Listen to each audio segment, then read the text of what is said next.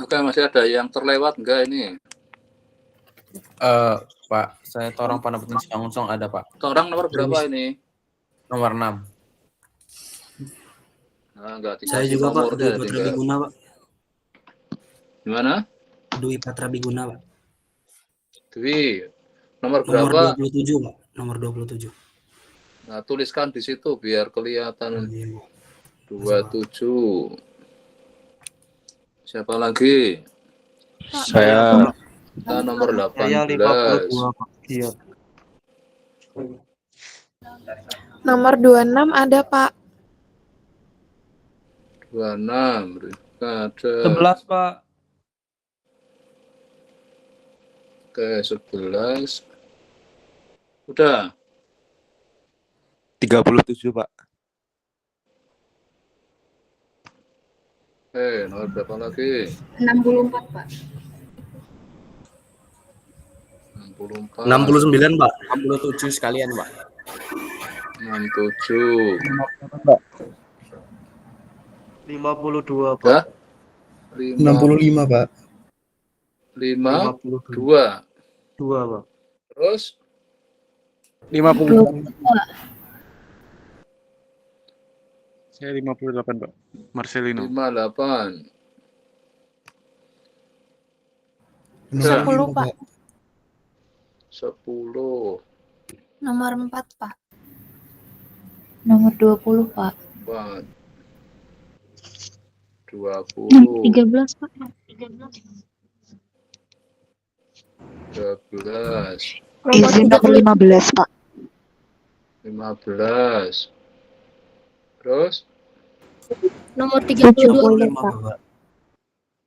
37. 37 sudah nih. 70, Pak. 70. 76. Sudah. 65, Pak. 5. 65. Oh, 65. 32 hadir. hadir.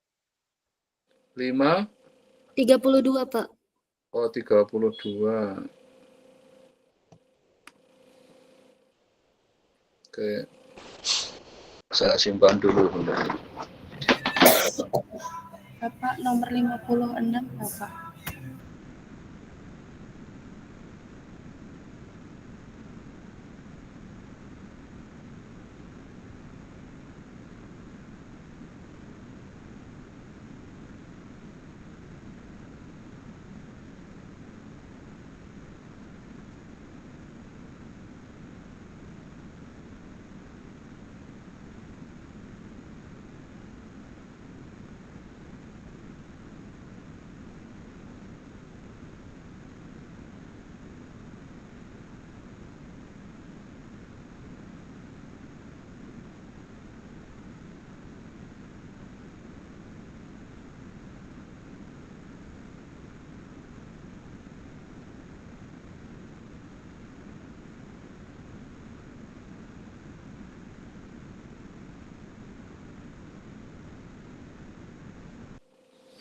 Oke, sudah ya semua.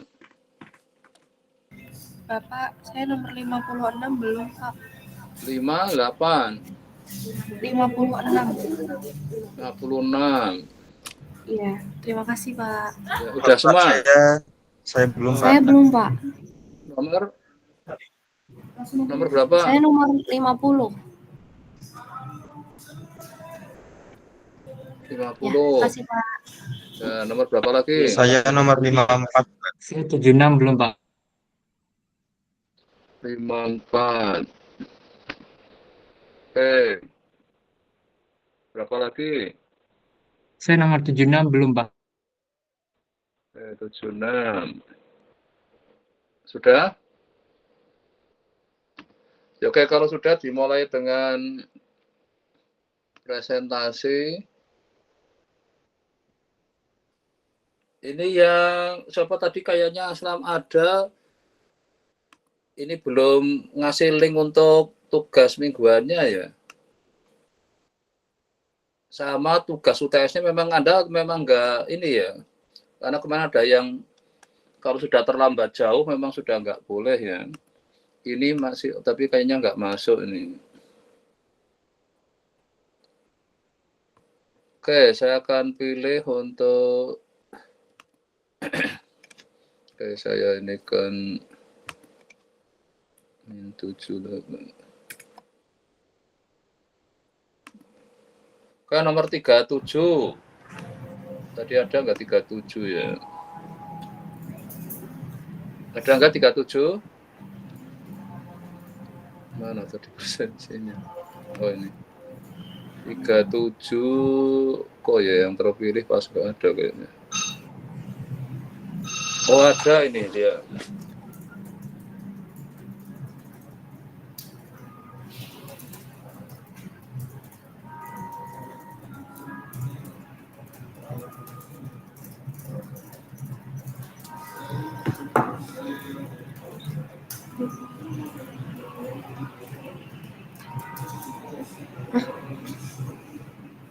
Ini berapa tadi 37 ada brilian? Adakah brilian? Halo brilian? Apa ini salah klik tadi saya ini? Brilian nggak ada ini? Hadir Pak, hadir Pak. Hadir. Ya, oke, silakan Anda share screen tugasnya.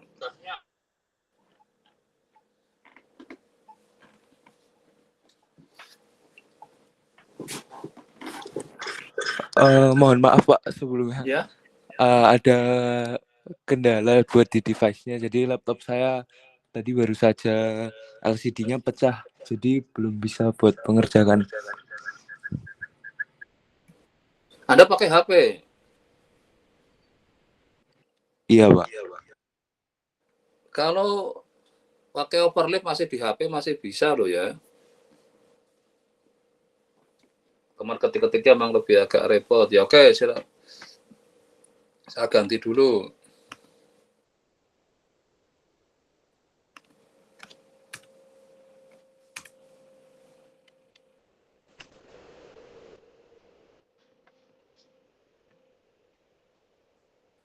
Nomor 50. Ade Ayu, Faradila, ada? Ade Ada, Ayu. Pak. Ada, oke, silakan share screen.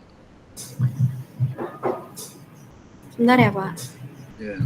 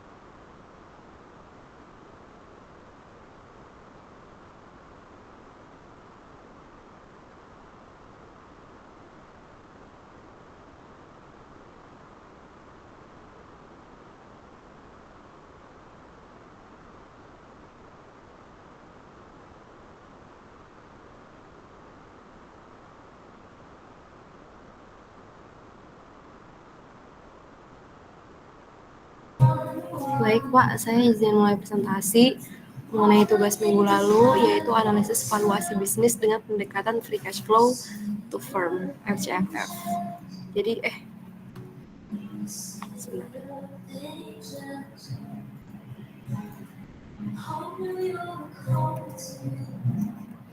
Jadi untuk konsep teoritis yang saya pakai,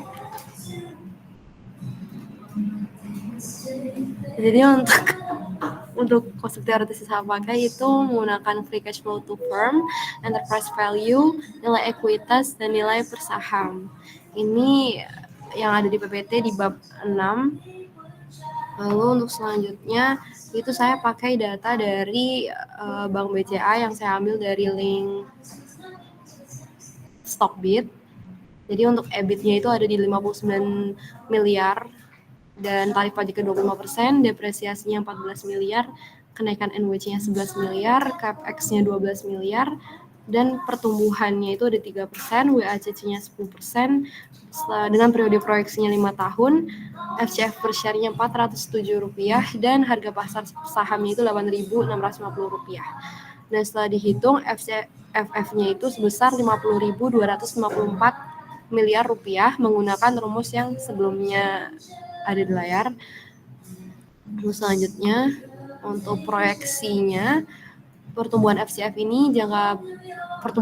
jangka pendek ini dibatasi sebesar 8% dan dihitung dengan rumus Garden Growth, yaitu TF sama dengan FCFF dikali 1 plus G per WACC min G.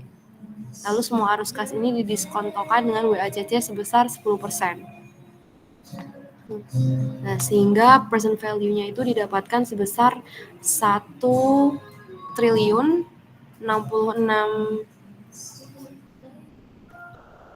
miliar 320 juta rupiah.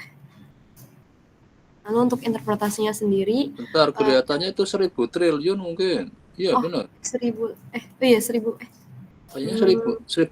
triliun. Komanya ini koma, yang koma beneran kan titik itu. Kayaknya ini. Oh iya Ini Pak, perusahaan 1000 triliun. namanya? Perusahaannya apa? BCA Pak. BCA, mau sampai BCA cuma 1 triliun yo. Iya Pak, maaf 1000 itu maksudnya. Makanya nanti ya oke, Iya, silakan lagi nanti komanya. ya. Iya. Lalu selanjutnya buat enterprise value-nya itu tadi didapatin 1.000 triliun 1.066 triliun. Lalu equity value-nya juga sama karena enterprise value dikurangin debt plus cash. Lalu intrinsic value per share-nya ada Rp4.609 dengan harga pasarnya Rp8.650, sehingga selisihnya itu overvalued sebesar minus 46,71%. Sehingga dapat diinterpretasikan bahwa nilai intrinsiknya itu lebih rendah dari harga pasar. Makanya saham itu tampak seperti overvalued. Pasar mungkin mengantisipasi pertumbuhan atau profitabilitas yang lebih tinggi, namun bisa juga mencerminkan optimisme terhadap ekspansi atau stabilitas industri. Lalu untuk analisis sensitivitasnya ini, jika WACC-nya turun ke 9%, nilai intrinsik itu akan naik menjadi 5.300 per saham. Tapi jika pertumbuhan terminal naik ke 4%, nilai intrinsiknya menjadi Rp4.950. Dan kombinasi WACC tinggi dan G rendah itu menurunkan valuasi hingga di bawah Rp4.500. Sehingga dapat diimplikasikan bahwa valuasi DCF itu sangat sensitif terhadap asumsi pertumbuhan dan tingkat diskonto. Dan sehingga kesimpulannya, berdasarkan pendekatan FCFF dan WACC yang sudah dilakukan, nilai intrinsik saham itu sekitar Rp4.609. Dengan harga pasar yang sudah diketahui yaitu Rp8.650, itu menunjukkan bahwa saham itu berada di atas nilai fundamental. Sehingga perusahaan dinilai overvalued secara konservatif, namun investor bisa mempertimbangkan prospek pertumbuhan, efisiensi, dan faktor non-keuangan sebelum mengambil keputusan. Sekian, terima kasih. Ya oke, jadi sebenarnya kalau BCA terakhir kapan ya melakukan splitting itu, jadi dikecilkan harga di pasarnya, memang ini 8.000 ternyata masih overvalue ya. Tapi untuk menghitungnya kira-kira sudah dicek, benar? Sudah Pak. Kalau dari laporan keuangannya kondisinya Anda sempat cek nggak? Ini kan dari ukuran yang Anda hitung ini. Di laporan keuangan terakhirnya situasinya seperti apa ya? Sebenarnya kalau saya di financial apa ya bisa kelihatan itu. Jadi ini ada data-datanya diambil dari mana untuk ngitung tadi? Dari Stockbit Pak. Oh, Stockbit. Iya. Value-nya besar banget tadi loh, berapa? 4%. Maksud saya ini memang hitungannya sudah logis enggak gitu, karena kok jauh sekali. Anda cuma ngitung satu perusahaan ya? Iya Pak. Iya. Iya. Ya oke, memang kalau ini sampai sekitar itu termasuk jadi besar banget kan ini ya. Ya oke, tapi coba dicek sambil mungkin cari rasionalnya, apakah ini memang ya tadi ya sudah rasional, karena apapun harga pasar itu karena apa, atau terlalu percayanya masyarakat kan memang di harga pasar kan tergantung apa, biasanya kalau banyak yang ingin beli ya harga terus naik gitu kan kalau ada isu-isu positif itu.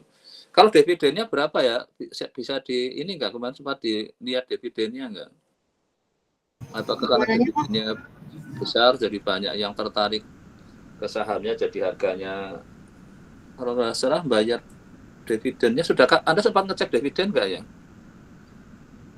Enggak. Belum, Pak. Belum. Ya, oke. Ya ini hanya untuk kalau ada kebetulan fenomena terlalu besar kan, coba dicek apakah hitungannya yang enggak tepat atau memang ya faktor apa psikologis positifnya itu yang menyebabkan banyak orang ingin megang, atau karena dividen ya, karena dividen kan masih rasional ya, bukan psikologis kan. Tapi kalau sebenarnya dividennya biasa-biasa aja, tapi dibanding dengan yang kayak misalnya sama-sama bank ya, itu ada BRI misalnya itu, tapi kok ini overvalue-nya besar sekali. Ya oke, makasih untuk apa, saya kira kemarin bisa untuk melihat, karena kemarin saya inginkan kan ada bagaimana harga saham yang ada cukup logis enggak, tapi ya nanti coba dicek di komputasinya, moga-moga ya memang sudah aman, itu memang seperti itu. Coba saya akan cari yang lainnya lagi, mungkin moga-moga sahamnya. Tapi memang salah satu di kuliah tadi pagi dicoba cek, ini memang BCA masih dianggap yang primadona untuk dimiliki itu. Jadi makanya menarik untuk ini ada apa itu. Oke, berikutnya nomor 18, Talita. Talita ada? Halo Talita? Ini Talita tadi ada respon enggak kok? Talita. Oh, ini masuk ini. Halo Talita? Saya harapkan Anda jangan slow respon ya. Nah, kalau lagi kuliah ya usahakan fokus ke sini ya. Ini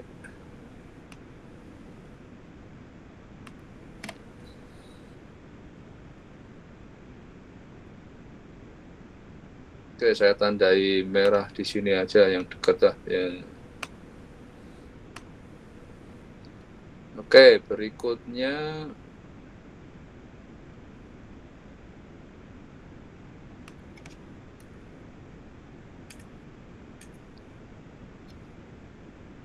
nomor 4. Farah, ada nggak Farah? Hadir, Pak. Sebentar ya, Pak. Oke, ya ada, ini silakan. Anda share screen.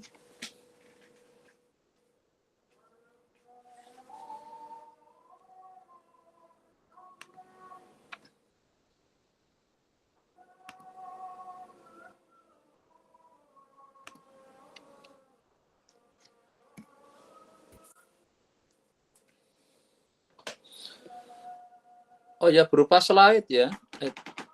Iya, Pak, untuk slide-nya saya belum sempat buat. Ya, sekarang latihan bikin slide cepat sekarang.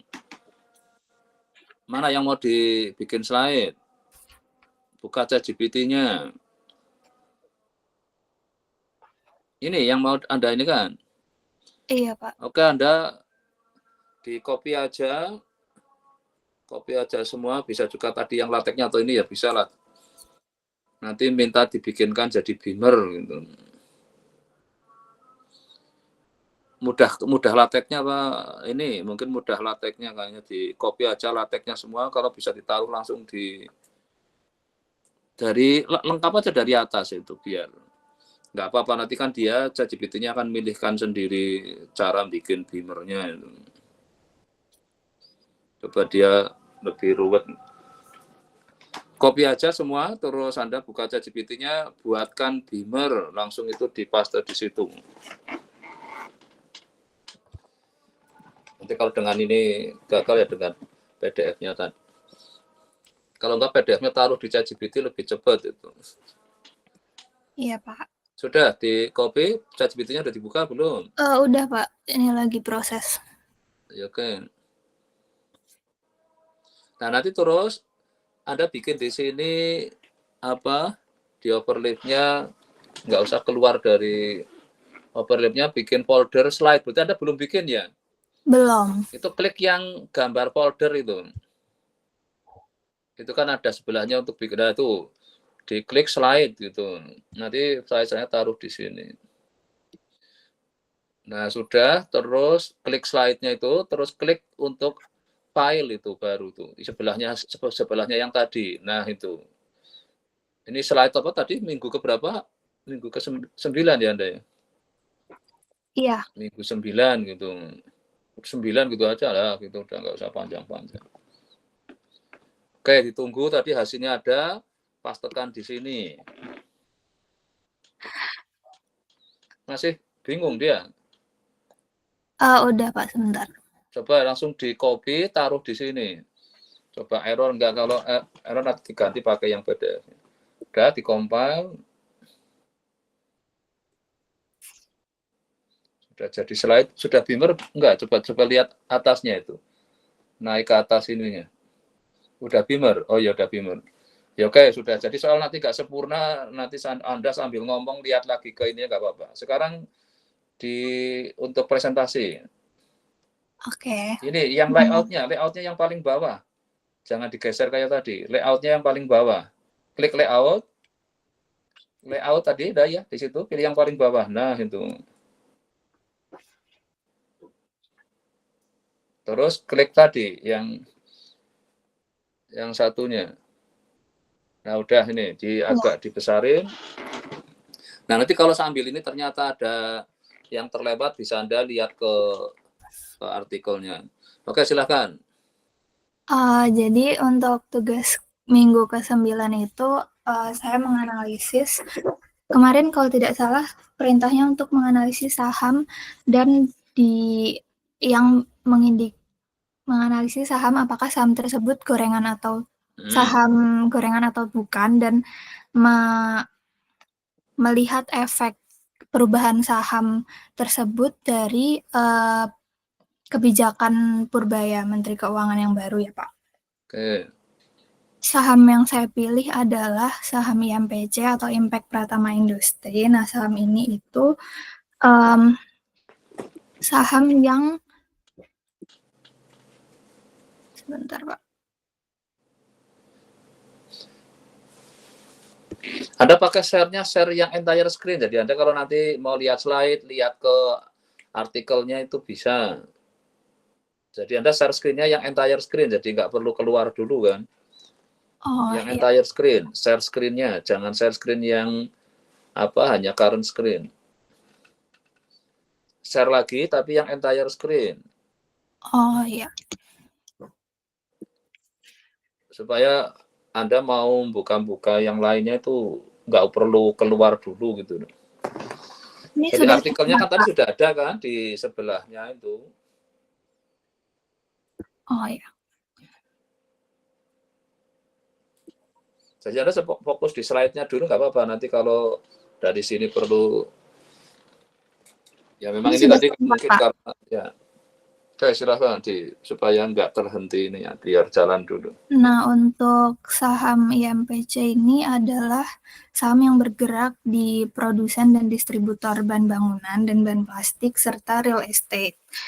Kemudian untuk analisis sahamnya saya pakai analisis fundamental dengan menggunakan data saham harian 3 tahun terakhir dari 2022 sampai 2025. Nah, di sini saya cari average daily return-nya yang sebenarnya angkanya rendah karena dari 3 tahun terakhir kenaikannya itu baru terjadi di pertengahan tahun 2025 akhir.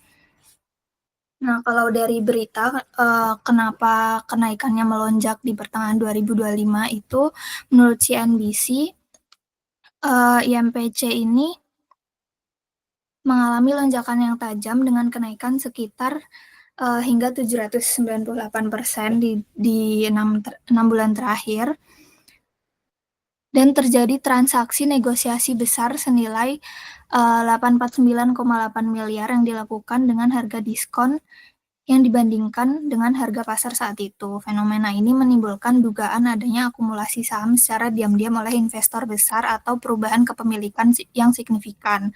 Kenaikan ekstrim tersebut menimbulkan pertanyaan apakah pergerakan harga IMPC didorong oleh kinerja fundamental yang baik atau tidak. Oleh karena itu, saya menganalisis fundamentalnya. Ini di sini saya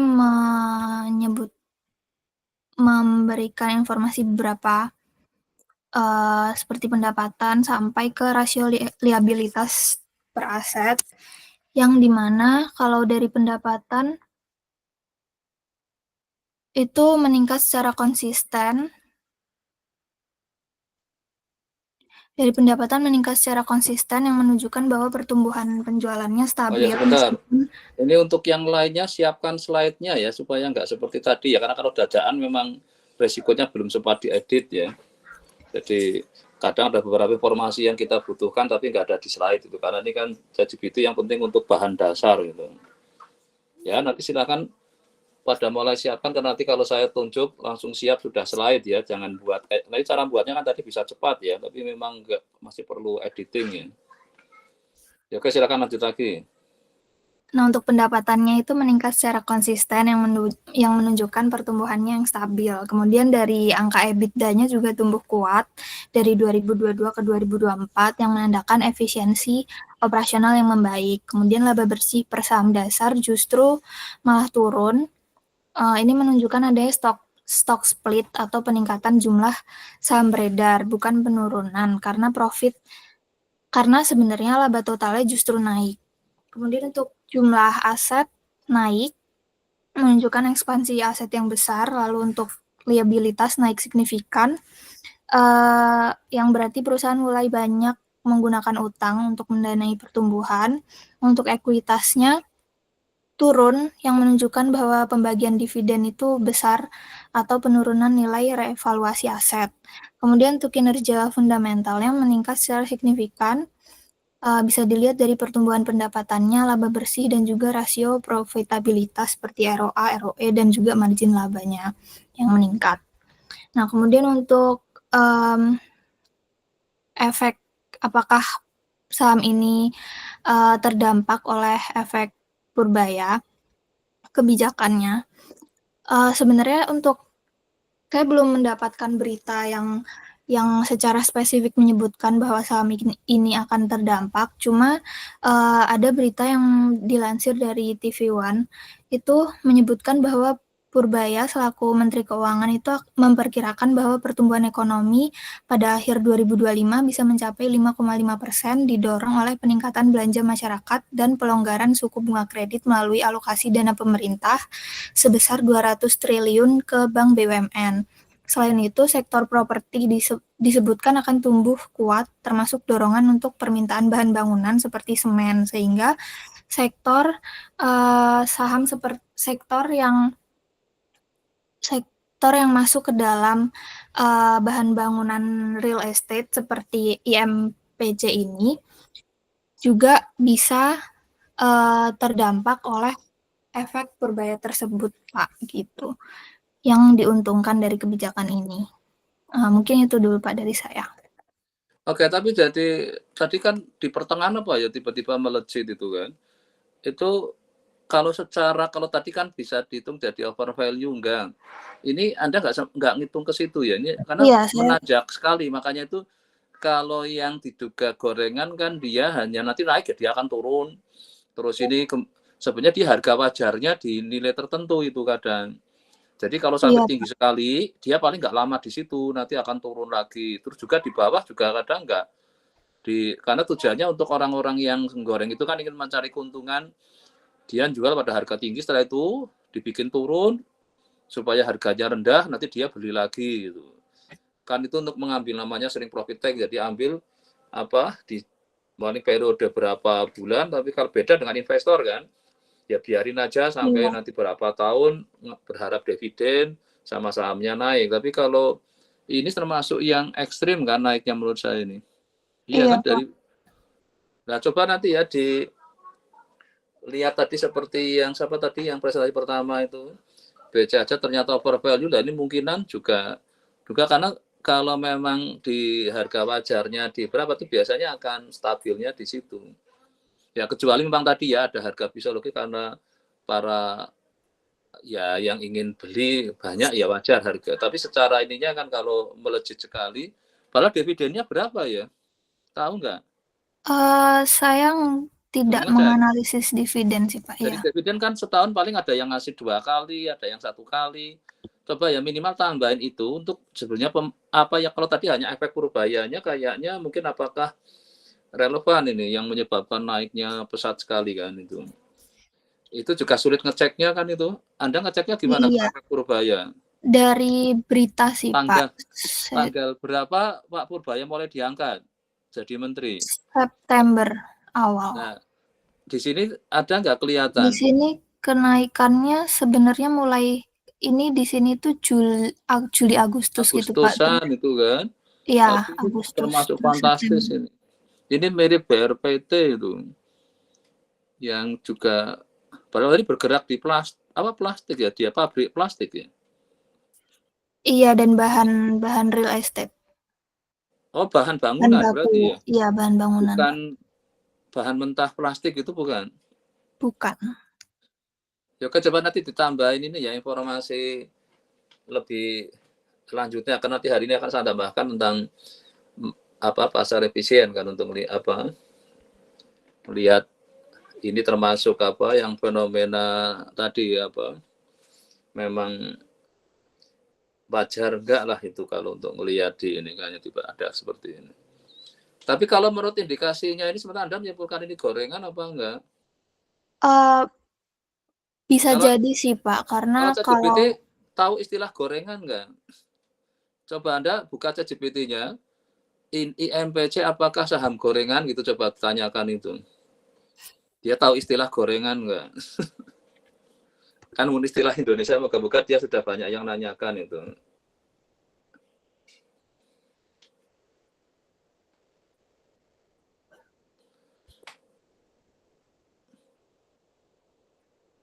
Coba ChatGPT dibuka aja di sini nggak apa-apa. IMPC kan definisi subjektif kan itu sebenarnya saham gorengan. Kalau di sini risiko yang termasuk saham gorengan itu indikasinya kalau harganya bisa naik tinggi dan cepat, dan juga risikonya yang sangat tinggi karena tidak mencerminkan nilai sebenarnya dan kinerja fundamentalnya. Nah, makanya ini termasuk enggak? Apa tadi sahamnya kodenya IMPC ya? IMPC. Coba tanyakan aja. Belum pasti Pak kalau di sini.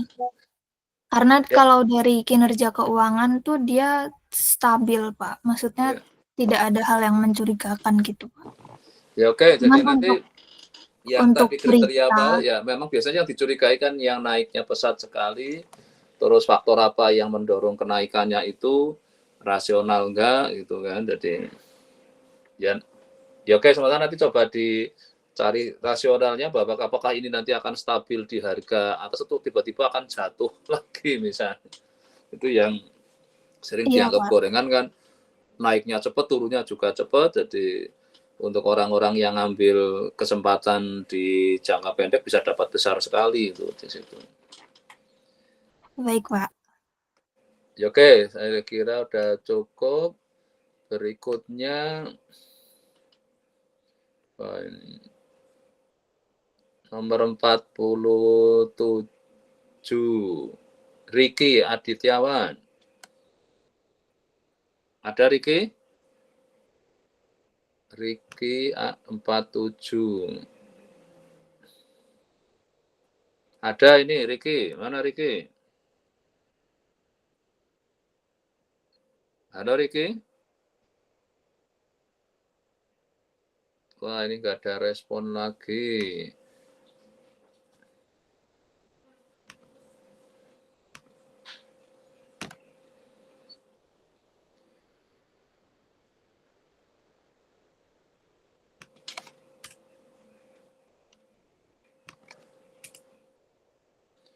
Oke, 62. Najwa Intan Mufida. Ada? Ada, Pak. Oke, silakan. Sebentar, Pak.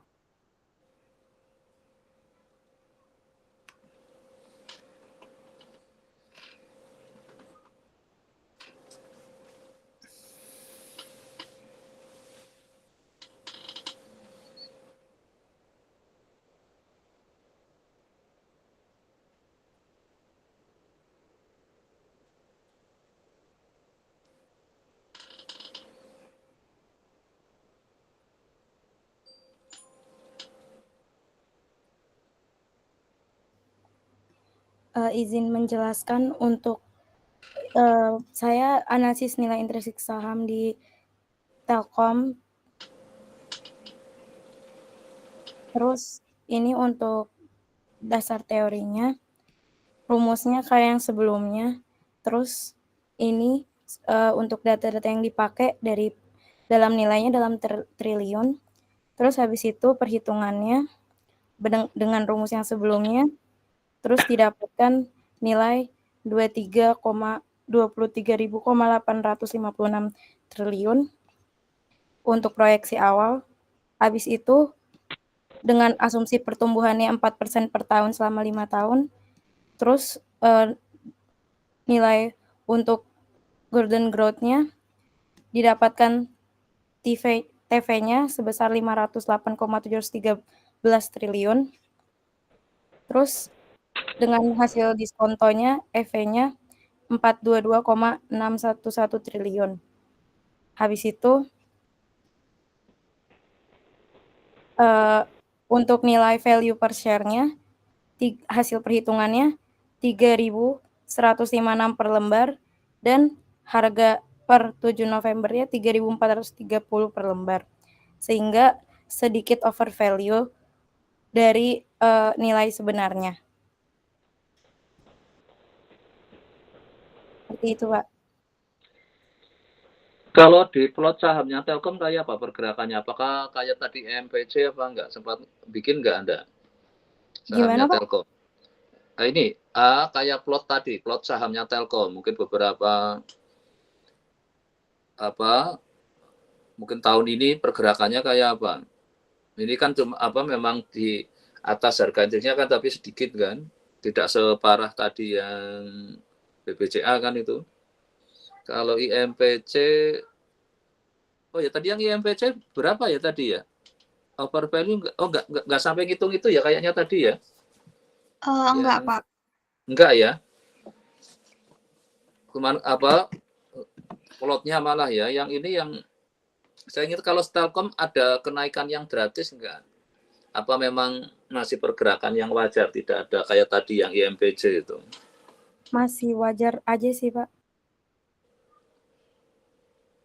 Mungkin bisa di Finance Yahoo-nya bisa lihat itu, kalau hanya lihat scatter plotnya itu kan cepat itu.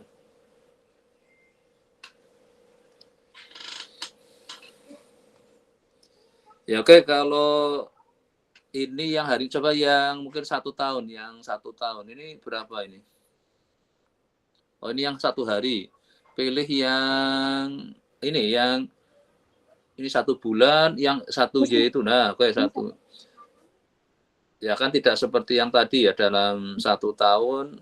Ini memang tetap ada pergerakan naik ini. Maka tadi over value tapi kan sedikit kan tadi ya, jadi masih wajar pergerakan ini. Ya harusnya sih kalau kayak sekelas Telkom, BCA kan bukan, tapi memang tadi yang agak fenomena apakah ngitung ininya yang belum pas atau apa nanti coba dicek. Tapi kalau ini masih relatif wajar ini. Tadi di harga berapa? 3.004. Tapi lebih tinggi ya dari harga yang Anda hitung tadi itu. Over value sedikit. Over value Ya. sekitar 8%. 8% kan dibanding tadi yang biasa kan 40%-an kan. Masuk terlalu tinggi kan itu. Iya, Pak. Sekian, ya, Pak. Oke. Terima kasih. Saya kira sudah cukup. Makasih. Coba mungkin 1 lagi lah. Nanti saya akan tambahkan yang untuk materi hari ini. Bentar, ini siapa berarti?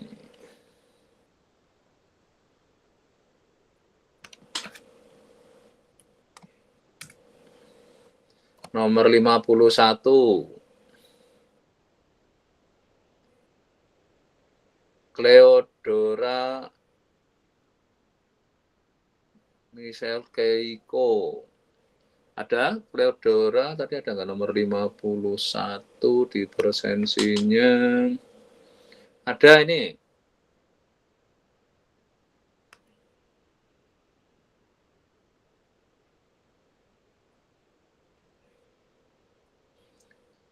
Lima satu, nggak ada ini, nggak ada respon. Nanti konfirmasi ya, kalau nggak ada dianggap nggak masuk, kalau nggak cuman lapor masuk setelah itu pergi ya. Ini nanti dua ini nanti memberi alasan kemana ini. Kalau enggak nanti akan saya cancel presensinya, kehadirannya itu. Oh ini ada masalah apa, Cleodora? Halo Pak, maaf koneksi saya sedang buruk sebentar Pak. Oke, ya udah berarti ada respon kayak saya hapus merahnya.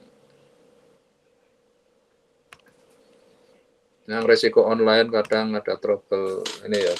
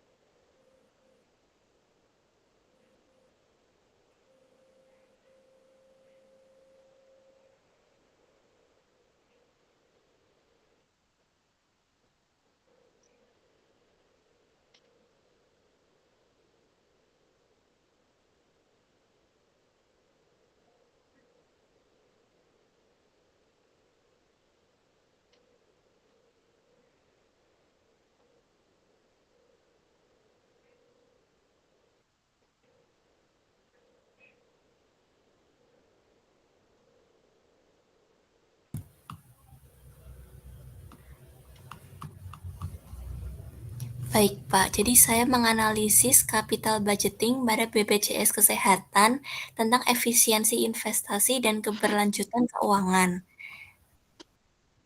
Untuk datanya itu Untuk pendekatan saya memakai deskriptif kualitatif dengan laporan keuangan BPJS Kesehatan 2020 sampai 2024. Nah, berikut data keuangan BPJS-nya. Selanjutnya saya lakukan analisis NPV. Nah, untuk implikasi terhadap surplus dan keberlanjutannya itu ada surplus tahun 2024 hanya 0,4 triliun. Rasio klaim tinggi mengurangi ruang fiskal BPJS. Selanjutnya, pendapatan investasi yang kecil membatasi kemampuan ekspansi layanan. Kebijakan investasi perlu menjaga keseimbangan antara keamanan dan nilai ekonomi. Nah, kalau untuk kesimpulannya, BPJS Kesehatan berhasil menjaga stabilitas keuangan nasional.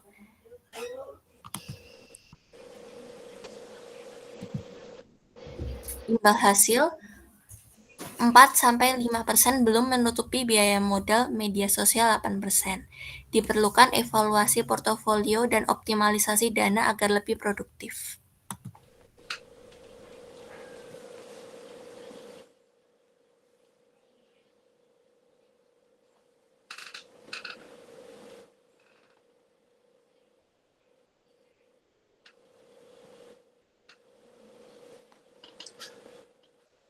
Sudah. Kesimpulannya apa ini? Sudah Pak, maaf jaringan saya kurang baik. Oke. Namun efisiensi investasi masih rendah seperti capital budgeting. Oke, berarti memang investasinya masih kurang memadai ya itu ya dari. Tapi kalau Anda tahu portofolionya BPJS, bisa dilihat nggak di laporan agak detailnya? Halo? Oh, kelihatannya agak susah untuk komunikasi ini. Oke lah, berarti satu lagi. Semoga isinya yang lebih bagus lah. Nomor 17. Reka Kunti, Novitasari. Halo? Sebentar ya, Pak. Oke ya. Ini tadi sinyalnya nggak jalan baik.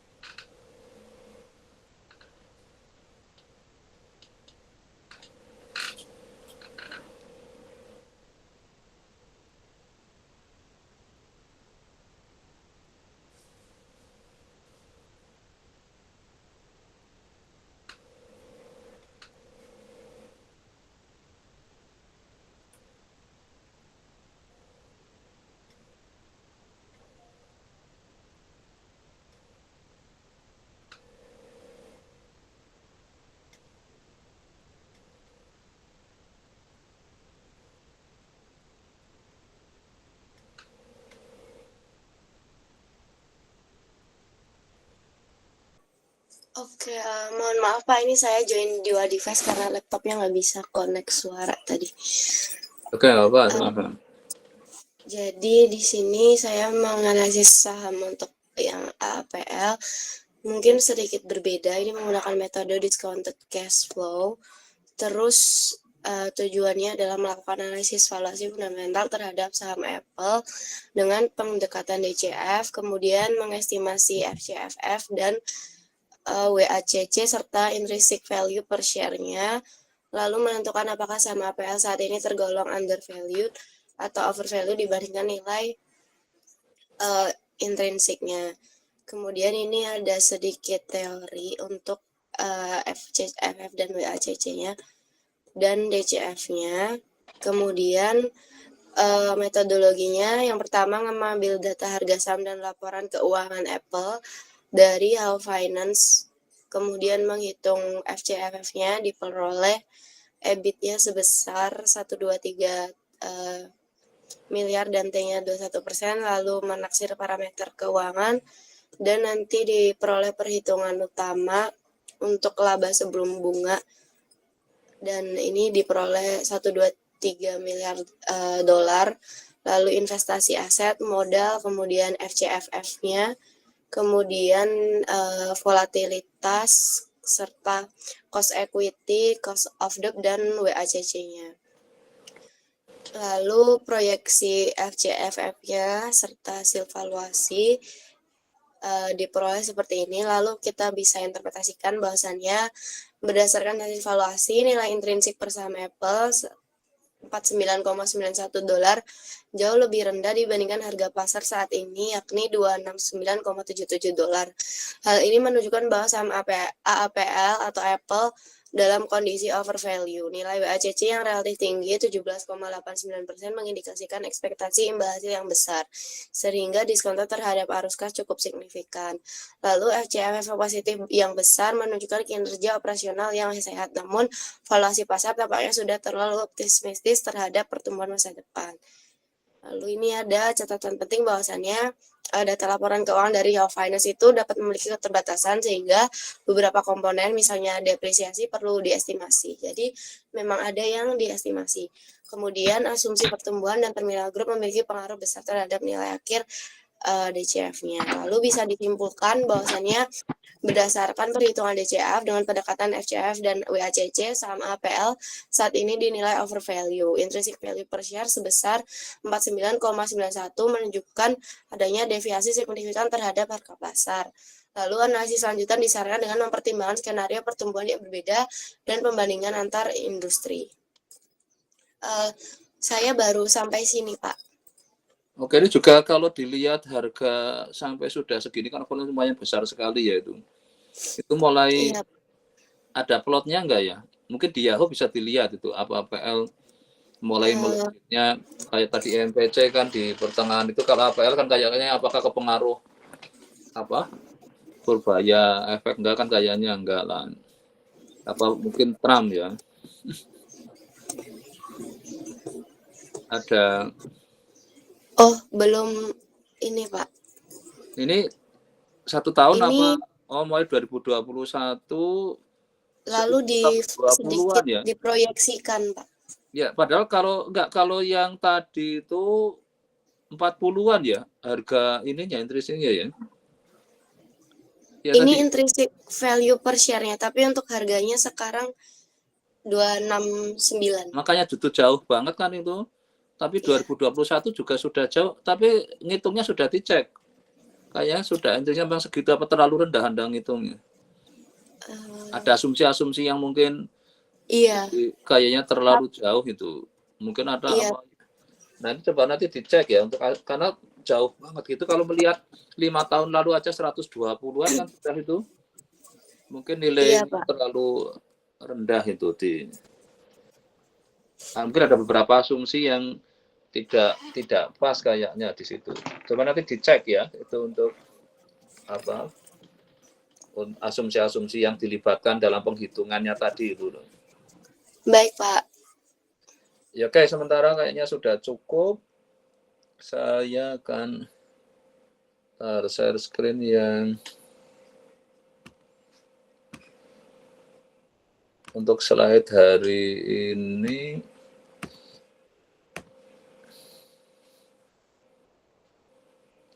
Mana tadi?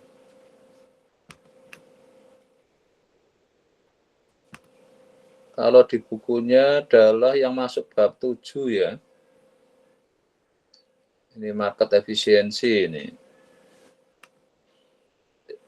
Ini saya coba kayaknya koleknya tadi yang perlu dicek nanti yang enggak apa kalau memang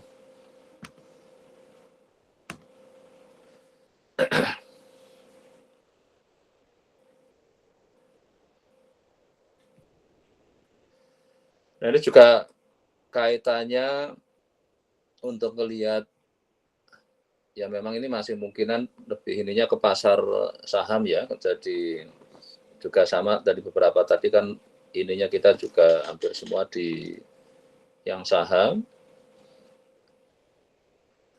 Nah, ini kan dalam konteks untuk di harga selama ini yang sering dipakai untuk dasar seperti nanti apa di modelnya Black-Scholes untuk option kadang pada saat ini price reflect all past market information.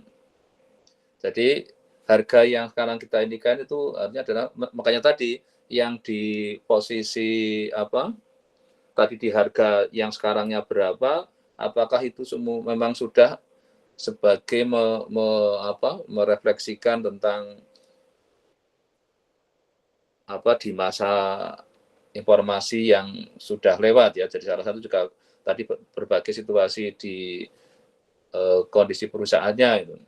Maka tadi beberapa yang jadi kelihatannya over value kira-kira ada apa. Nah, ini yang mungkin ada nggak cuma informasi tadi yang dipakai untuk melakukan hitungan, tapi ada informasi lain yang juga sebenarnya itu masuk ke harga yang akhirnya terjadi sekarang itu yang tadi diinikan.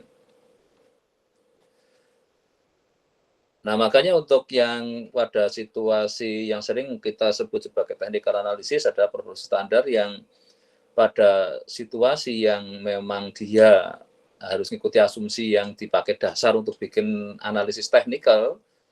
Kalau enggak ya bisa menyebabkan apa ya kurang akurat kan itu. Nah, salah satu yang jadi perhatian di urusan harga adalah kemungkinan adanya atau correlation atau jadi perlu dites tentang ada serial correlation. Ini yang tes ini dipakai ada. Terus di non parameter ada run test, varian rasio test, unit root test untuk mengecek tentang terkait dengan harga-harga tadi karena nanti ada yang sering diinikan ada yang dibangun dari random walk akan menghasilkan namanya Brownian motion gerak Brown itu yang salah satu cikal bakal yang akan dipakai untuk pembuatan di konteks teori opsi adalah terkait model Black-Scholes itu. Ini kebetulan kalau di kuliah mungkin ini juga nanti kayaknya juga kita akan sampai ke sana tapi yang di kuliah manajemen risiko itu sudah masuk ke opsi nanti yang di tadi yang koridor. Jadi mungkin nanti Anda bisa mengkombin beberapa yang kuliah karena memang mungkin kalau di rekamannya nanti silahkan coba dipantau di sini nanti silakan Anda yang pas kaitan dengan kayaknya tadi pasti sudah masuk ya nanti yang di manajemen risiko supaya Anda juga karena di corporate finance salah satunya juga akhirnya kita untuk aspek ya tadi risiko pada saat kita akhirnya mungkin berdasar lihat kondisi perusahaannya saya jadi tertarik ingin memiliki sahamnya. Tapi di balik itu memang sesuatu yang tadi bahwa saham itu sudah sesuatu harga yang wajar apa masih terlalu mahal, over value itu atau malah terlalu murah misalnya. Nah, ini yang kaitannya adalah salah satu yang di sini untuk jadi perhatian adalah tadi gunakan yang big form efisiensi untuk mengukur itu. Nanti di perbabnya ada didetailkan. Nah, untuk yang semi strong adalah inilah yang lebih yang kayak tadi mungkin berita atau tentang adanya ya menteri baru gitu. Nah, ini yang sering disebut sebagai jadi semi strong form dan efisiensi. Kalau yang tadi hanya dari aspeknya, tapi ini bisa berbagai informasi bisa ikut dilibatkan. Nah, ini yang yang dipakai metodologinya adalah salah satunya adalah ini ya nanti untuk menganalisis tentang semi strongnya itu. Walaupun sebenarnya bagaimana memasukkan ke dalam model ini juga suatu tantangan ya. Jadi financial statement berarti kayak laporan keuangannya, Newsnya kayaknya tadi sudah beberapa mulai, terus yang news kayaknya tadi sudah ada yang melibatkan, terus announcement-nya itu sebenarnya sudah mulai masuk di area bahwa harga dipandang merupakan refleksi dari keadaan ini ya, jadi itu yang jadi sudah masuk ke semi strong itu.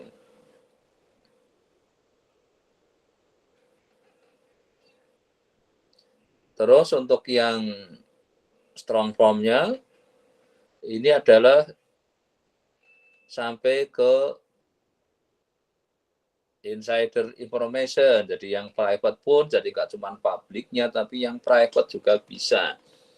Nah, inilah yang mungkin dalam konteks apa namanya itu, kalau kita sampai bisa tahu dalamnya perusahaan itu, maka ada beberapa namanya rahasia perusahaan, karena masuk kategori area private-nya itu.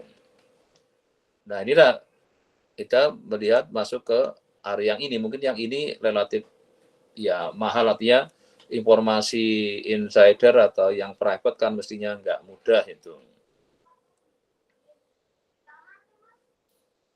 Nah, ini adalah yang masuk di area namanya adalah strong form-nya.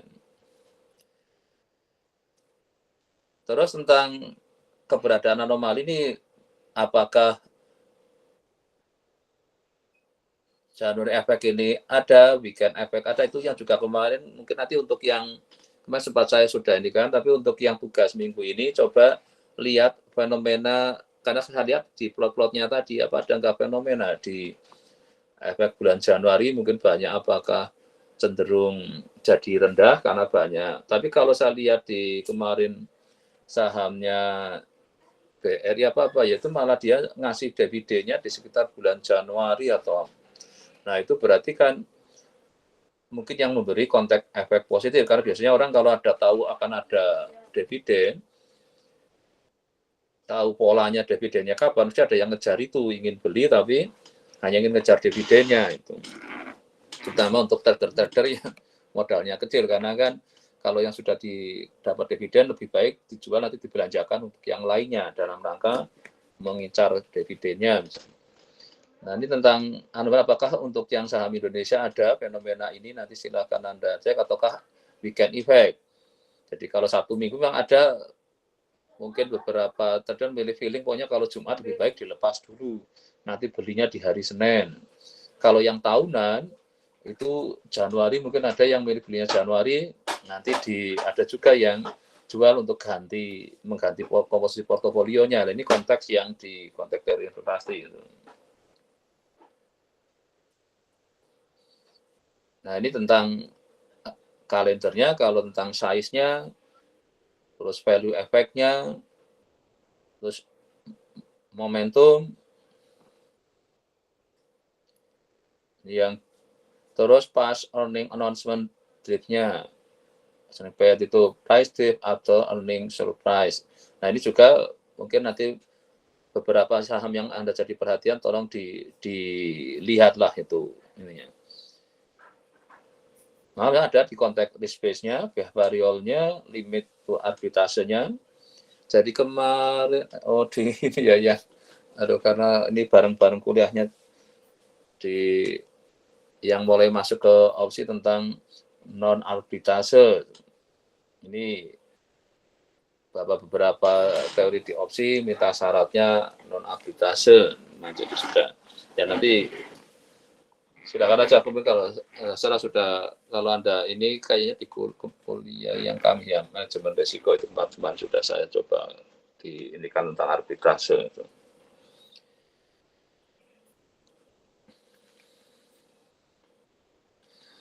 Nah, inilah yang terkait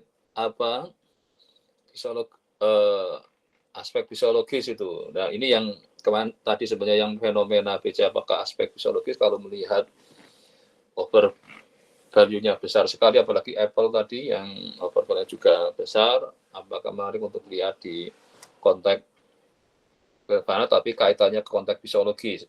Saya nggak tahu kalau pasar global apakah aspek fisiologis dominan, tapi kalau pasar lokal kayaknya masih dominan kayaknya, karena kalau ada rame-rame orang beli biasanya terus volumenya naik dengan cepat, jadi harga biasanya akan segera melesat. Makanya tadi fenomena yang IMPC, coba nanti yang tadi ingin menganalisis itu Kalau diperhatikan, makanya kemarin salah satunya kriteria saham gorengan ya yang maunya Pak Menteri Purbaya kan ingin diberantas, tapi gimana caranya supaya nggak ada lagi fenomena seperti itulah yang tiba-tiba melejit besar sekali atau nanti turunnya juga cepat sekali, itu menyebabkan bisa untuk yang ya investor kelas yang kecil kan cukup kewalahan ngadepin yang seperti itu kan itu. Nah ini karena memang nggak selalu inilah kata-kata not fully rasional, Bapak. Enggak. Nah inilah yang diharapkan dengan Anda mengetahui tentang corporate finance, terus tadi pakai data investasi, ada macam-macam, diharapkan Anda jadi seorang investor yang rasional. Nah, makanya tadi bagi sempat saya ingatkan bahwa manajer investasi juga ada resiko kan, bisa berurusan dengan KPK yaitu yang berapa ini karena menyangkut kebijakan investasinya yang dipandang tadi enggak rasional tapi ada kecenderungan pelanggaran yang menyebabkan kategori pidana di bidang keuangan itu misalnya. Nah, nanti silakan Anda juga coba pantau situasi yang berdampak karena apapun mungkin suatu saat Anda akan masuk ke dunia itu dan jangan sampai yang terkena jadi korban gara-gara yang gak rasional tapi ternyata melanggar hukum di bidang keuangan, ini yang harus jadi perhatian itu. Jadi terkait psikologi terus tentang arbitrasenya itu. Nah ini untuk yang kognitif biasanya mungkin Anda perhatikan tentang overestimation. Nah makanya tadi yang ini kalau over value apakah terjadi overestimate jadi yang menyebabkan memandang. Tapi kalau memang itu akhirnya ada dasar dasar rasional yang mungkin bisa juga yang akhirnya itu memang di harga yang wajarnya di situ misalkan. Ini konteks ke over confidence mesti akan akhirnya over yang lain overestimate. Jadi loss aversion, ini prospek value-nya bagaimana untuk melihat kalau konteks prospek mesti tadi kita ingin melihat bagaimana situasi yang di kedepannya karena setiap di konteks ini melihat saham suatu corporate mesti akan melihat bagaimana in the future-nya itu di prospek kedepannya.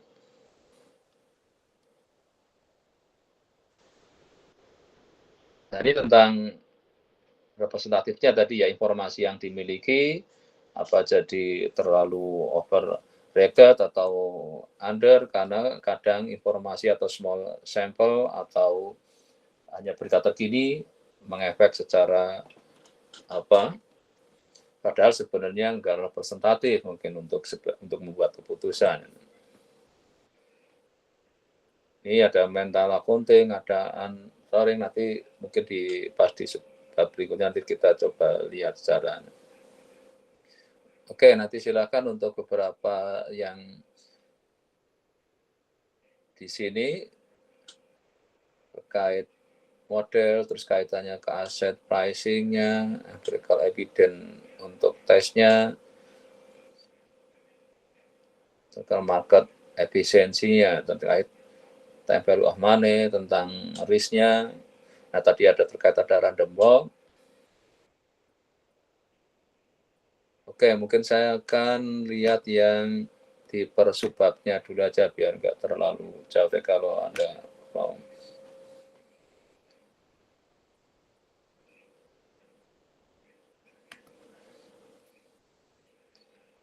Nah, ini di bagian awal ini sebenarnya harusnya ada gambar-gambar ini, tapi tadi saya minta data simulasi karena ngambil data langsung dari ternyata ngalami berapa kali gagal ya. Tapi kalau yang di buku, ini yang tadi ya tentang yang weak form, semi-strong, strong form, ini adalah gunakan contoh-contoh yang yang di buku ini kayaknya tadi bersumber dari jadi saya nyoba data real dari Yahoo ternyata masih trouble untuk error di ininya yang Nah, ini untuk yang dia berdasar dari TSE 100 Index ya di London Stock Exchange. Nah, ini untuk yang di konteks jadi kalau dia dikatakan adalah ini jadi nggak kelihatan ada keteraturan antara korelasinya jadi rendah kan ini antara yang sekarang ke yang besoknya itu jadi satu leg gitu ya.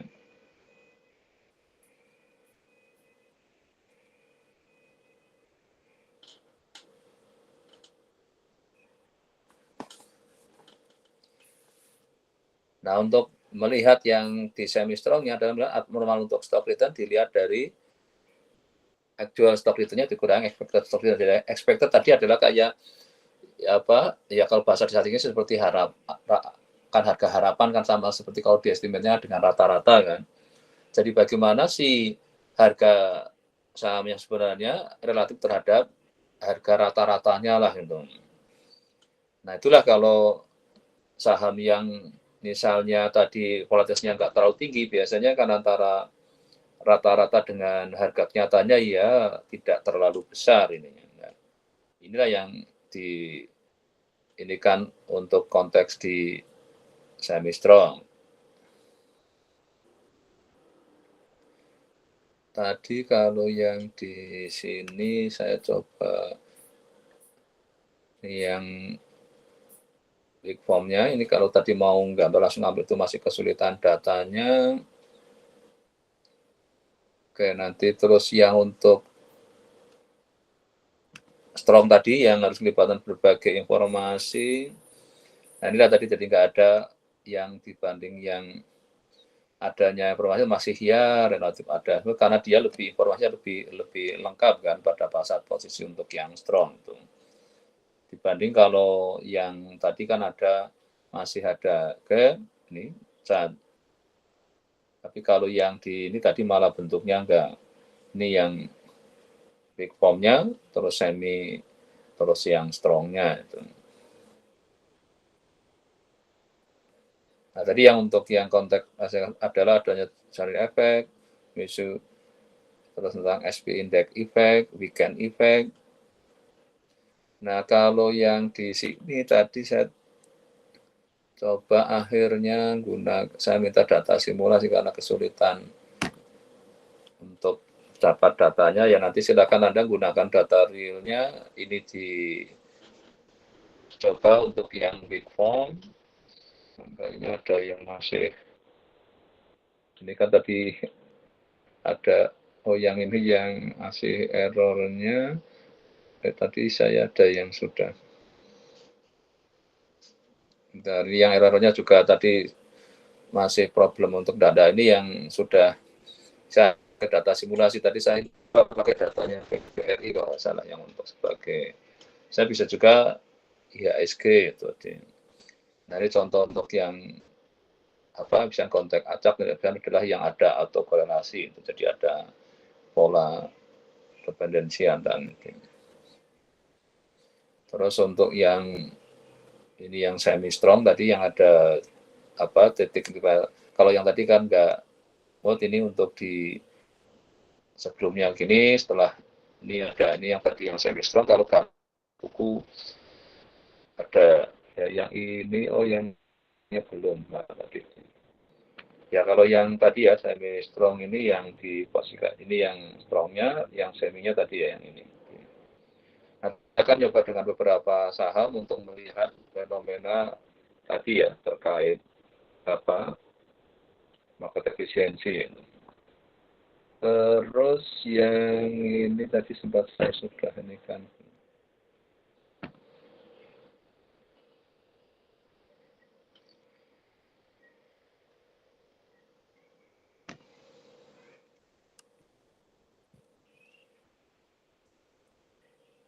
Yang terkait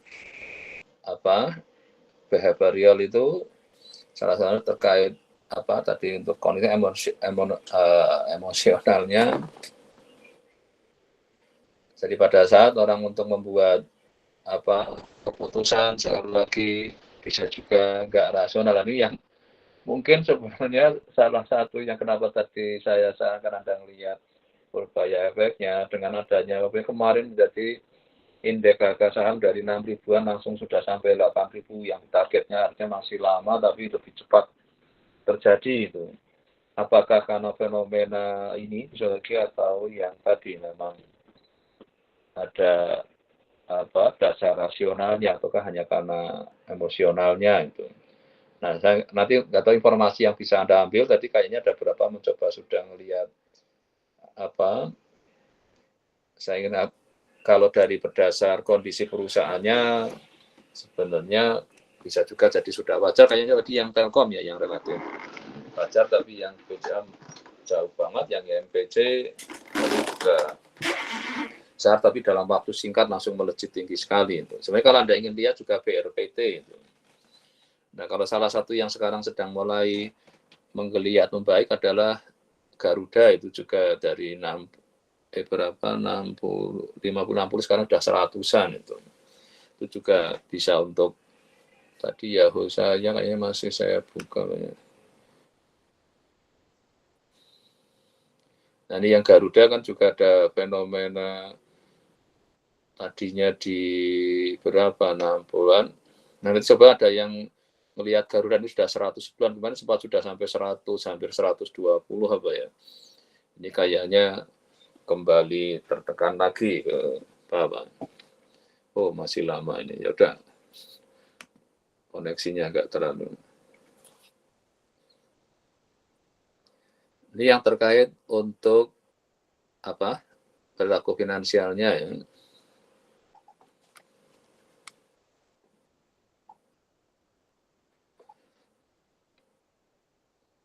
Ini yang kalau hektare itu biasanya adalah volumenya sama keseringan terjadinya jual dan beli itu. Ini juga bisa dilihat, saya masih, ini sudah saya sudah.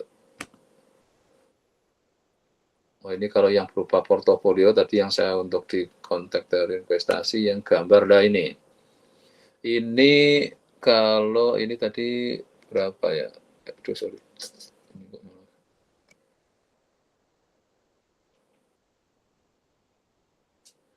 Chart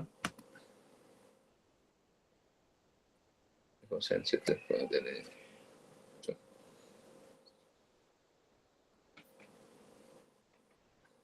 Jadi dari ini berarti 2000 ya 1 tahun kayak 1 tahun terakhir ini.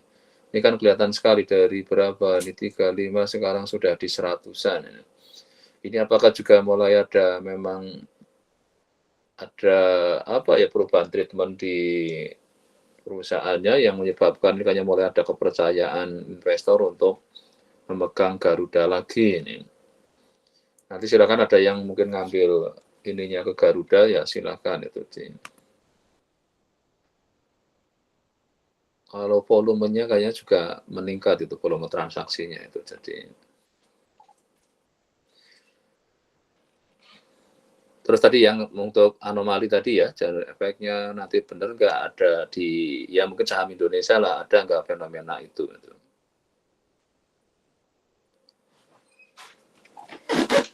Ini terkait behavioral, ya memang aspek fisiologisnya.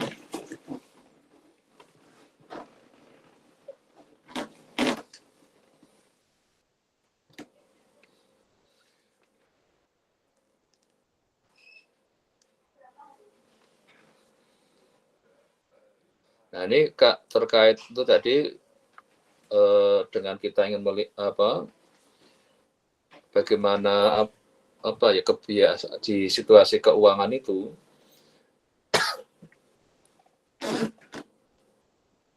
misalnya jadi akhirnya bisa kelihatan misalnya untuk investor, karena untuk pasar Indonesia kan otomatis masuk, saya kira kalau dulu ada pemisahan antara investor lokal Indonesia dengan investor luar. Saya nggak tahu kenapa di beberapa platform trading nggak diperlihatkan lagi. Sebenarnya menarik itu untuk. Jadi kalau dulu waktu masih ada yang asing, investor asing sama investor dalam negeri itu, yang dalam negeri kadang senangnya ngelihat yang asing banyak beli, ikut-ikutan beli. Dan ini akhirnya kayaknya yang asing nggak diperlihatkan lagi. Karena khawatir yang kita jadi kepengaruh, karena kadang kita nggak punya percaya diri kayak tadi karena pengetahuannya nggak cukup, milih ikut-ikutan itu.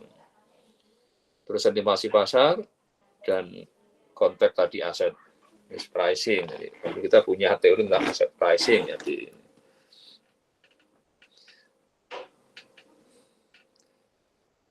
oke, ini terkait apa yang bab ini memang banyak hal yang saya harapkan Anda untuk, walaupun ada beberapa tadi sudah ingin melihat berbagai fenomena di pasar itu, pasar efisien, dan nanti untuk tugas minggu ini coba dimaksimalkan Anda untuk mengenali pasar Indonesia.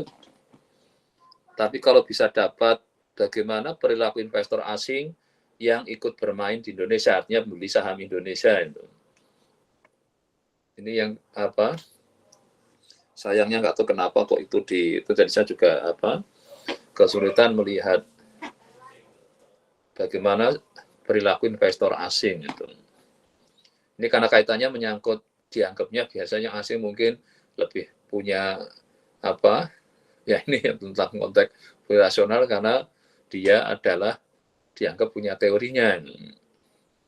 Juga kalau mungkin aspek ininya juga dia waktu membuat keputusan finansialnya juga mungkin sudah lebih dominan di sisi tidak konteks fisiologi, tapi fisiologi hanya sebagai untuk melihat situasi memang market fisiologinya seperti apa yang untuk pengaruh dia membuat keputusan itu. Nah, ya nanti dimaksimalkan, coba Anda searching bisa dapat informasi yang bagus yang akhirnya untuk melihat apakah pasar itu efisien sama enggak itu. Oke, mungkin sampai sini kira-kira ada yang tanyakan terkait nanti untuk tugas minggu depan. Oke, silakan kalau jadi nanti ini bab 7 ya di ini kayaknya. Untuk yang minggu depan kita sudah akan masuk ke yang bab 8 ini tentang corporate finance-nya di ini yang untuk minggu depan ya, corporate financing and valuation. Nah, ini yang saya harapkan kita nanti dari sini bisa ingin melihat bagaimana corporate valuation, bagaimana corporate financing-nya itu. Oke, kalau nggak ada mungkin untuk hari ini saya akhiri ini aja. Kelihatannya saya nggak tahu, kayaknya Bu Sofi nggak ada. Ini kedua minggu nggak ada. Bentar saya coba kalau kayaknya nggak ikut join juga. Mungkin sedang sibuk.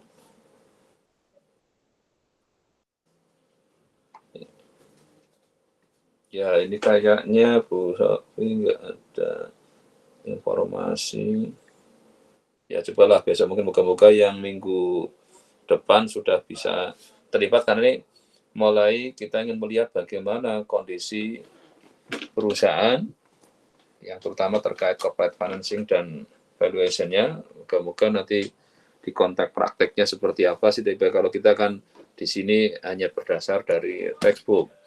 Tapi sebenarnya kita juga berkepentingan lihat itu kalau yang tadi ya ingin invest di saham, karena saham itu berarti konteksnya harus lihat perusahaannya. Ini yang untuk kuliah yang hampir dari investasi yang lagi sama yang dalam konteks manajemen resiko. Memang ini mau tidak mau ya ketiga hal ini harus dilihat secara bersama-sama, karena resiko dibalik kita investasi saham, makanya saham dianggap sering high risk tapi selama ini bisa mencerminkan high return.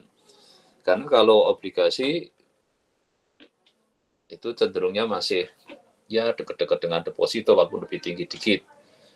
Tapi dari sisi atraktifnya kan kurang. Nah ini yang akhirnya mau tidak mau kita harus melihat situasi keuangan suatu korporasi supaya nanti kalau yang sudah go publik, moga-moga saham yang dinikan memang betul-betul kondisinya, jadi tidak kayak tadi nanti kalau over value khawatirnya kalau dia terus hanya kembali ke harga wajarnya di 4.000-an misalnya, padahal terlanjur kita beli di 8.000 kan, rugi sekali kan. Ini yang kadang kekhawatiran kalau tadi yang nanti, maka tetap dicek ya tadi yang over value itu memang sudah dicek lagi, memang sudah benar ya memang situasinya, tapi kenapa BCA sampai over value-nya besar sekali itu. Ada karena faktor apa itu. Oke, Gian, mungkin silakan ada yang ingin disampaikan. Oke, Baik, Gian. Pak. Ya.